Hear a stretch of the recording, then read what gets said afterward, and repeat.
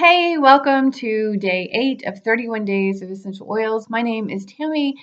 I'm your mentor and guide on this journey through aromatherapy, or I would prefer just this path of to learning essential oils. I don't necessarily like the word aromatherapy. I think it's really misunderstood.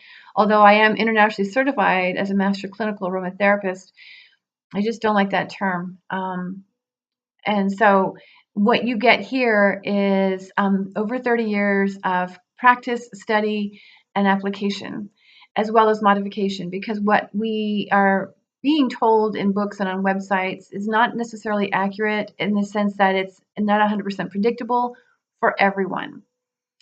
And as the case is for anything, because the body is different. It's weird. No two bodies are the same. And so through that process, as well as my background in pharmacology, I have taken it upon myself to really study plant constituents in relation to human health and drug development. And that's where a lot of this information comes from. So the videos are one perspective. And then when I sit down and I write, I'm getting very, very detailed with regards to various constituents and even further suggestions as to why or why not use them.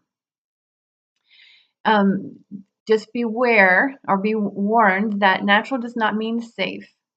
And I realize that our oils are being promoted as generally safe. They're not. They don't go well. A lot of them don't go well with medications. And the one today I'm talking about, holy basil, is one of those. You definitely do not want to use it with blood thinners. You don't want to use it with antidepressant medication because it works directly on the nitric oxide synthase gene. Now, like I said, I'm going to share here with you how I've used it. And there's a list of ways that it's recommended for. However, it's important to remember that just because, I mean, these recommendations are fairly general, meaning like if it's listed for anxiety, anxiety can be any number of reasons why we have anxiety. And in the case of holy basil, the only reason I would use holy basil in the area of anxiety is if in fact the thyroid was involved, because thyroid, meaning the adrenals, are taxed and they've defaulted to the thyroid. Now that can lead to some levels of agitation and anxiety. That's when you would use the holy basil because it's an adaptogen. So it really supports the adrenal glands, the function, and it helps to strengthen the adrenal glands. At the same time, it's not always calming and soothing. It's an adaptogen, which means depending on what the body needs. Okay, not what we think we need, but what the body actually needs. So if the body is fatigued, it could potentially be stimulating. If the body is overstimulated, it could be really bring very calming, sedating. That's the word I was looking for, sedating. So you want to make sure, you want to test it. You don't want to, if you're making blends, you don't want to make a blend using holy basil thinking that this is what you're going to need. And you may only need it on a day, a single day. So sometimes it's always best to just work with single notes, maybe mixing them just for the day. But in this case, like I said, holy basil is an adaptogen, so it really will help the system. The primary constituent in it is eugenol, or it is one of the big constituents in it, and therefore it does have some very strong antimicrobial effects. And so it's very beneficial for a number of things, but you just don't want to use it for a prolonged time just because of the adaptogen qualities.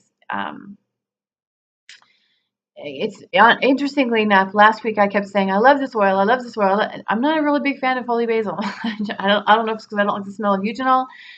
It's just not crazy about it. And so when nitric oxide synthase is indicated and there's no medications, and how would you know, right? Well, there's going to be digestive issues along the lines of indigestion. If they're more advanced, it could be getting into colitis. If there is heart issues, cardiovascular or respiratory issues, then it would be indicated depending on the severity, such as maybe thickening of the blood and hardening of the arteries, okay? Or mental health issues.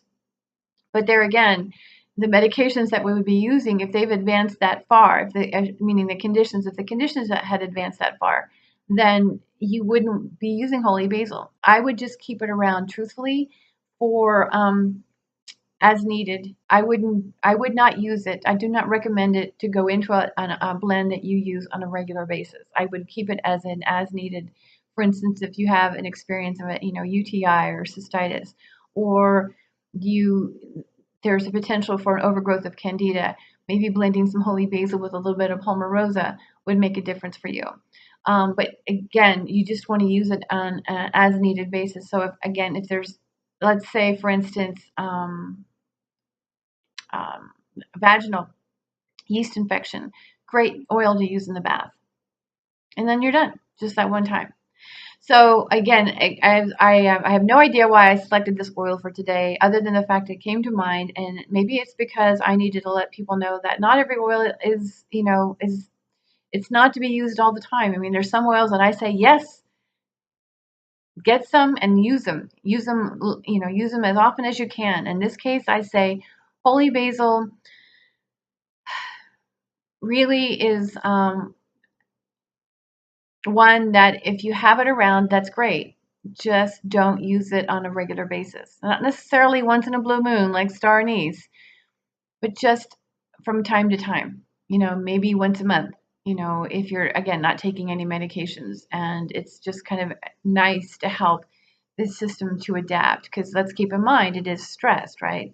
So that would be my suggestion for holy basil. I hope you guys are doing well, and I appreciate you. And stay tuned for day 9.